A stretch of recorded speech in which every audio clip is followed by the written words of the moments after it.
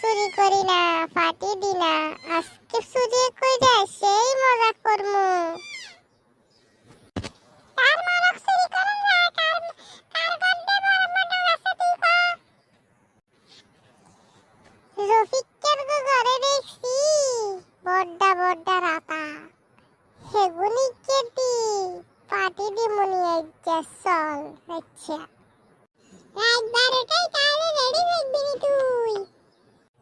ঠিক আছে তাইলে রাত 12টায় রফিকের ঘরে এসে জপিতে আই থাকমু। তুই যাই আরে বলাইবি নি। ইশারা ইশারায় কাম শেষ করে দিমু। কেনে ইশারা দিতাম তুই কা?